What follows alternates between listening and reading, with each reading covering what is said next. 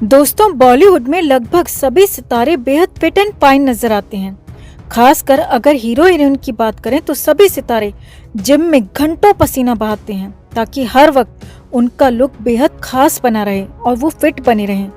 अनिल कपूर और अक्षय कुमार जैसे सितारे भी इंडस्ट्री में मौजूद हैं जो कि जवान रहने के मामले में दूसरे सितारों को जोरदार टक्कर देते हैं। बॉलीवुड के झक्कास अभिनेता अनिल कपूर तो 60 साल की उम्र में 25 साल के दिखते हैं। उन्हें लेकर अक्सर कहा भी जाता है कि उनकी उम्र बढ़ नहीं रही बल्कि कम हो रही है। वहीं शाहरुख, सलमान और आमिर खान जैसे कलाकार मेकअप के जरिए अपने बुढ़ापे को छिपाते रहते हैं।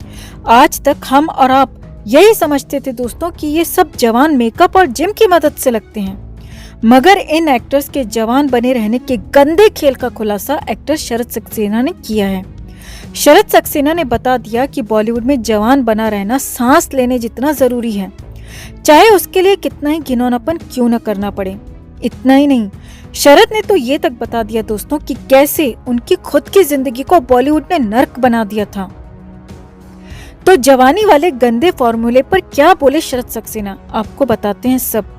आप भी अगर इस गंदे बॉलीवुड का बायकॉट करते हैं तो खबर को लाइक और शेयर कर अपना प्यार और सपोर्ट जरूर दिखाएं। चैनल के साथ जुड़कर हमारी ताकत बढ़ाएं और अगर आप भी शरद की बातों का समर्थन करते हैं तो कमेंट भी जरूर करें। तो हाल ही में शरद सक्सेना अपने ट्रांसफॉर्मेशन और लुक को लेकर बेहद चर्चा में है दोस्तों। फिल्मों में खलनायक और सह अभिनेता का किरदार निभाने वाले शरद सक्सेना ने 71 साल की उम्र में अपने ट्रांसफॉर्मेशन से सबको चौंका दिया। इन दिनों उनकी तस्वीरें जबरदस्त वायरल हो रही हैं। 70 की उम्र पार करके जहां लोग थका हुआ महसूस करते हैं, वहीं शरद सक्सेना ने कड़ी मेहनत कर अपनी बॉडी को बेहद शानदार बना लिया है। इसके चलते वो इन दिनों बेहद चर्चा में भी हैं। हाल ही में शरद सक्सेना ने अपनी एक मिरर सेल्फी भी पोस्ट की थी जिसमें उन्हें बॉडी फ्लॉन्ट करते हुए देखा जा सकता है। उनकी इस तस्वीर पर फैंस जमकर प्यार लुटा रहे हैं। लेकिन क्या आपको पता है दोस्तों, ऐसी बॉडी बनाना शरद की अपनी चॉइस नहीं है, ये तो उनकी मजबूरी है और वो भी बहुत बड़ी मजबूरी। क्योंकि अगर शरीर पर कहीं भी बुढ़ापा झलका तो ये बॉलीवुड वाले उन्हें दूध में गिरी हुई मक्खी की तरह निकालकर फेंक देंगे। जी हाँ दोस्तों, खुद शरद सक्सेना ने बॉलीवुड के जवानी और बुढ़ापे को लेकर कई ऐसी बातें बताई हैं जिसे सुनने के बाद तो आपको बॉलीवुड से नफरत ही हो जाएगी। तो यहाँ आपको बता दें, शरद सक्सेना साल 1972 में मुंबई आए थे। उस समय उनका बदन हीरो की तरह फिट नहीं था, क्योंकि उस वक्त ना तो सिक्स पैक्स का चलन था और ना ही बहुत पतले दुबले अभिनेता पसंद किए जाते थे। बस उस वक्त इतना ही जरूरी था कि आप सुंदर दिखें और आपको एक्टिंग आनी चाहिए। मगर शरद का कहना है कि अब बॉलीवुड पहले जैसा नहीं है, यहाँ सिर्फ जवान दिखना ही सबसे बड़ा वरदान है।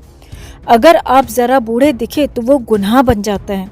शरद ने कहा, 71 साल की उम्र में मैं खुद जिम करता हूँ, घंटों पसीना बहाता हूँ, क्योंकि मुझे पता है कि अगर मैं पर्दे पर 40 साल का नहीं लगा तो मुझे फिल्मों से बाहर कर दिया जाएगा। शरद सक्सेना की माने तो मैं ही नहीं, ये फॉर्मूला सलमान, शाहरुख जैसे पर भी चलता है। जवान बने रहना उनकी मजबूरी है। अब वो लोग अमीर हैं, अरबपति हैं, विदेशों में जाकर कई अलग अलग तरह के ट्रीटमेंट्स करा लेते हैं जो कि उनके बुढ़ापे को ढक देता है और उन्हें जवान बना देता है। शरद सक्सेना का कहना है कि लेकिन हम जैसे कलाकारों के पास जी तोड़ मेहनत करना ही आखिरी फॉर्मूला है। हमें तो मुंह पर ही बूढ़ा कह दिया जाता है, ऐसा लगता है कि जैसे किसी ने मुंह पर तमाचा मार दिया हो।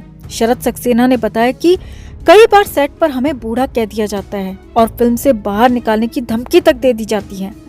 शरद सक्सेना ने बताया कि बॉलीवुड में बूढ़ा होता हुआ कलाकार सिगरेट के एशट्रे की तरह भी इस्तेमाल नहीं किया जाता। बहुत गंदा सलूक होता है उम्र दराज कलाकार के साथ। शरद ने आगे कहा, 71 साल की उम्र में मैं अपनी हड्डियां सिर्फ इसीलिए ही तोड़ रहा हूँ क्योंकि बॉलीवुड से मुझे बाहर न फेंक दिया जाए, क्योंकि यहाँ बेहद गंदा चलन है।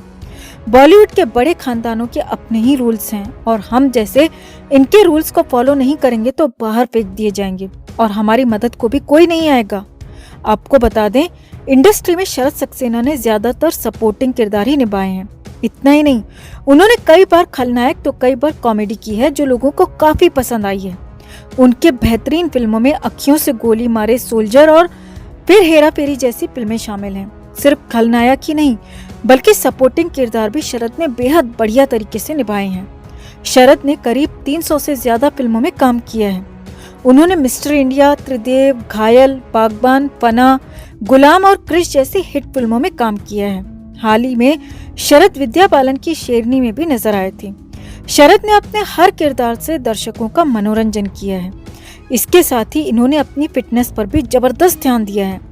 अब 71 की उम्र में भी शरद का ये हाल है कि वो मन मारकर जिम जाते हैं।